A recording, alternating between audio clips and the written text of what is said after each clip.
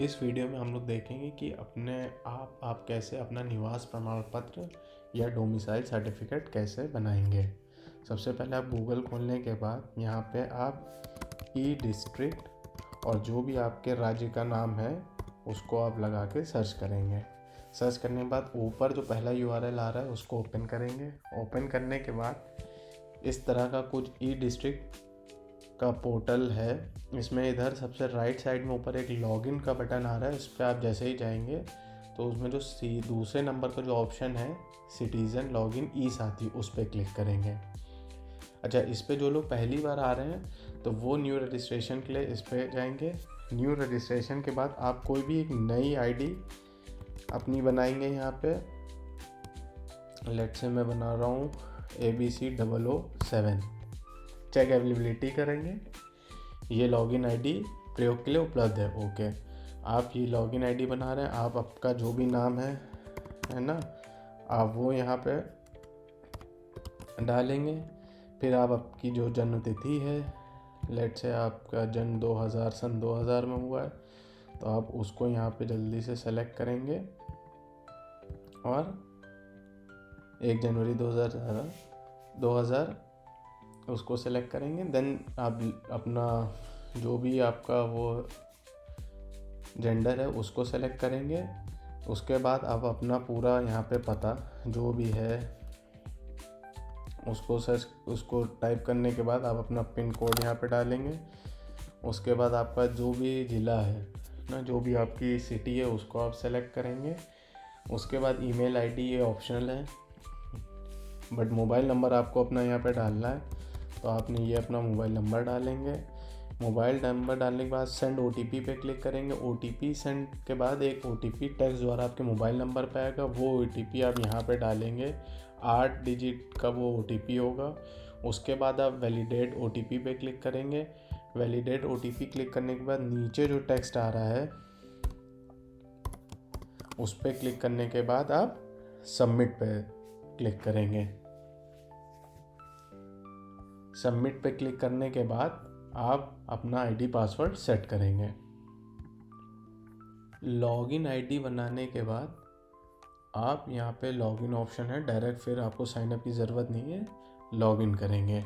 But उससे पहले इसमें आप नीचे आएंगे लॉगिन करने से पहले और यहाँ पे एक सेल्फ डिक्लेरेशन फॉर्म है, आप इस पर क्लिक करेंगे।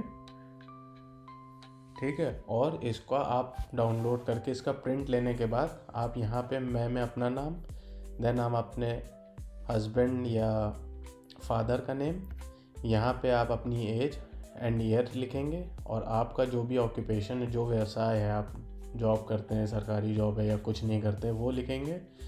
यहाँ पे आप निवासी अपना एड्रेस लिखेंगे। देन यहाँ पे आप जो सिटी है वो आज की डेट, एंड देन यहाँ पे अगेन आप अपना साइन करेंगे और यहाँ पे नाम लिखेंगे नीचे वाले में, और इसको फिर से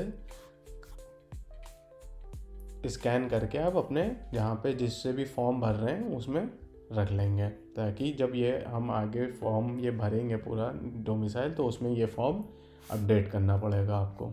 यह हम यहीं पे गए लॉगिन के बाद सिटीज़न लॉगिन ई साथी पे। उसके पहुँचने के बाद हम डायरेक्ट अपना जो भी हमने वहाँ लॉगिन आईडी बनाई थी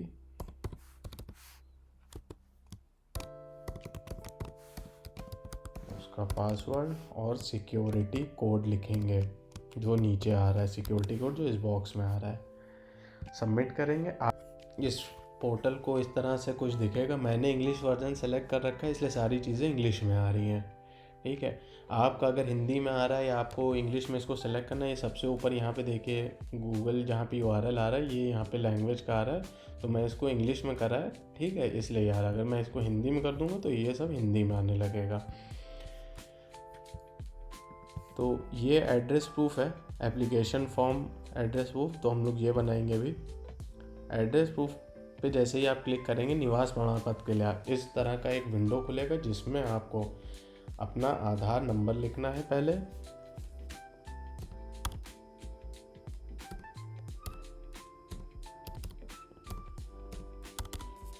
आधार नंबर लिखने के बाद यहाँ पे नीचे जो सिक्योरिटी कोड आ रहा है आप उसको यहाँ पे लिखेंगे। लिखने के बाद आप ये चेक बॉक्स लगाएंगे और सबमिट करेंगे। सबमिट करने के बाद आपके पास OTP, आधार OTP आपके फ़ोन पे आएगा, जिसको आप वहाँ से यहाँ पे कॉपी करेंगे।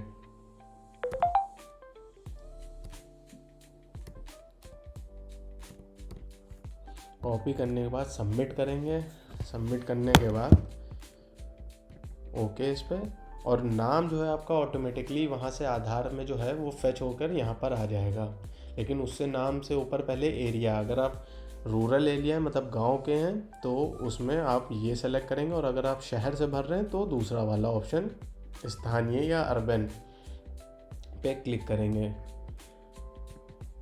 नगरीय। तो उसके बाद आप अपने यहाँ पे नीचे जो भी आपके पिताजी का नाम है वो आप यहाँ पे लिखेंगे। पिताजी के बाद फिर आप नीचे अपनी माता जी का नाम लिखेंगे। माता जी का नाम लिखने के बाद डेट ऑफ बर्थ आप अपनी ऑलरेडी वहाँ से आ रही होगी, अगर नहीं आ रही है तो आप यहाँ पे अपनी डेट ऑफ बर्थ सेलेक्ट करेंगे। प्लेस ऑफ बर्थ मतलब जहाँ पे भी आपका जन्म हुआ आप उसको डालेंगे। फिर आप अपना हाउस नंबर यहाँ डालेंगे एड्रेस में, और उसके बाद दूसरे वाले में जिसमें मोहल्ला है वहाँ पे आप अपनी बाकी पूरी एड्रेस यहाँ पे मेंशन करेंगे, मोहल्ला और अपना डिटेल। देन डिस्ट्रिक्ट में आप लखनऊ जो भी आपका डिस्ट्रिक्ट है वो सेलेक्ट करेंगे। फिर आपकी तहसील, जो इस तहसील की डिटेल अगर आपको नहीं मालूम है तो आपके वोटर ID कार्ड पे मेंशन होगी, अगर वो भी नहीं है तो आप गूगल पे सर्च करके इसको हासिल कर सकते हैं। उसके बाद आपका जो भी थाना होगा आप उसको सेलेक्ट करेंगे। थाना सेलेक्ट करने के बाद आप यहाँ पे अपना 10 अंकों का मोबाइल नंबर एंटर करेंगे। फिर आप यहाँ पे कब से रह रहे हैं, राइट, तो अगर आप बाय बर्थ रह रहे हैं तो पहला ही वाला, अगर बाय बर्थ नहीं 10 साल हुए 15 साल हुए तो आप ये वाला सेलेक्ट करने के बाद आप इसमें यहाँ पे अपना ईयर लिखेंगे कब से रह रहे हैं। तो जैसे बाय बर्थ रह रहे हैं तो इसी को ही सेलेक्ट रहने देंगे। उसके बाद क्या रिक्वायरमेंट है आपको, किस लिए आप ये सर्टिफिकेट बनवा रहे हैं, ये ऑफिशियल काम है, कोई गवर्नमेंट उसमें लगाना है तो वो फॉर ऑफिशियल वर्क ओनली लिखेंगे। तो इस तरह से आप ये कॉलम भरने के बाद नीचे आप ये जो आ रहा है कि आपको पहले आपने कभी अपना निवास प्रमाण पत्र बनाया है, इसमें हाँ या नहीं 2 ऑप्शन है। अगर आप हाँ सेलेक्ट करेंगे तो आपका जो भी पहले का बना हुआ है निवास प्रमाण पत्र एक्सपायर हो गया, उसका यहाँ पे आपको डेटा डालना पड़ेगा, सर्टिफिकेट नंबर। तो मैंने अभी के लिए इसको नहीं करता हूँ। दूसरा उसके बाद ऑप्शन आ रहा है आपने फ़ीस पे करी, हाँ पे करी हुई है, यस। फिर उसके बाद आ रहा है डॉक्यूमेंट्स का अटैचमेंट टाइटल। इसके बाद सबसे पहले हम फ़ोटो क्लिक करेंगे। फ़ोटो सेलेक्ट करने के बाद हम अपने सिस्टम से अपनी फ़ोटो, और याद रखें फ़ोटो जो होगी वो 50, इसमें यहाँ पे लिखा है फ़ोटो मैक्सिमम जो है 50 KB की ही होनी चाहिए, उससे कम की होनी चाहिए तो ज़्यादा बेहतर है। देन आप ये अटैचमेंट में मैक्सिमम साइज़ मतलब फ़ोटो आपने यहाँ अपलोड करने के बाद अपलोड करी, अपलोड हो गई, ये जो भी अपलोड हो जाएगा वो नीचे ऐसे यहाँ पे आने लगेगा। उसके बाद हम दूसरा सेल्फ डिक्लेरेशन फॉर्म या सेल्फ अटेस्टेड डिक्लेरेशन, तो वो जो हम लोग ने प्रिंट आउट लेके पहले भरा था उसको हमने यहाँ पे सेलेक्ट करा है ऊपर से टाइटल में, उस फाइल को चूज़ करेंगे और उस सेल्फ डिक्लेरेशन फॉर्म को हम ओपन करेंगे और यहाँ पे अपलोड कर देंगे। तो जो भी डॉक्यूमेंट आप अपलोड करते जा रहे हैं यहाँ पे उसकी ऐसे नीचे देखिए लिस्ट बनती आ रही है। इसी तरह से अगर आपके नाम पे इलेक्ट्रिसिटी बिल आता है तो आप वो भी कर सकते हैं, या राशन कार्ड, वरना आप वोटर ID कार्ड, ठीक है। और एक 5वां ऑप्शन है अदर में आप कोई भी, जैसे आपके सभासद से या आपने लिखवाया होगा कि आप यहाँ रहते हैं, सभासद बना हुआ निवास प्रमाण पत्र, तो आप इसलिए उसको अदर सेलेक्ट करेंगे। यहाँ पे लिखेंगे निवास सर्टिफिकेट बाय पार्षद या सभासद, ठीक है। उसको करने के बाद आप यहाँ पे वो फाइल जो भी आपके सभासद ने आपको बना कर दिया है उसको आप ऑलरेडी यहाँ पे अपने कंप्यूटर में रखेंगे। देन उसको आप जो है सेलेक्ट करेंगे और अपलोड करेंगे। अपलोड करके ही वो भी यहाँ पे नीचे लिस्ट में आ जाएगा। तो इस तरह से डॉक्यूमेंट आ गए। देन हम एंटर करेंगे।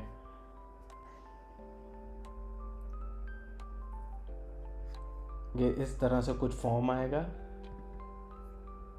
फॉर्म आप इसका प्रिंट भी ले सकते हैं। अगर प्रिंट नहीं ले रहे हैं तब यहाँ पे नीचे एक ऑप्शन आ रहा है क्लिक हेयर टू पे सर्विस फ़ी। आपको इसकी फ़ीस जमा करने के लिए आप क्लिक करेंगे। क्लिक करने के बाद आप इस तरह से विंडो आएगी जिसमें आप सबमिट करेंगे। सबमिट के बाद फिर नीचे एक ऑप्शन आ रहा है प्रोसीड विद पेमेंट, उस पर क्लिक करेंगे। ओके करेंगे।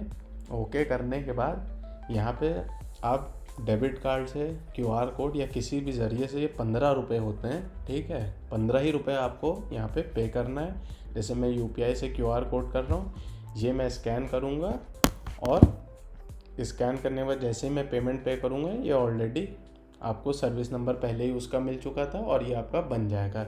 इसको जनरेट होने में 7 से 10 दिन लगते हैं एंड देन आप अपना डोमिसाइल प्राप्त कर सकते हैं।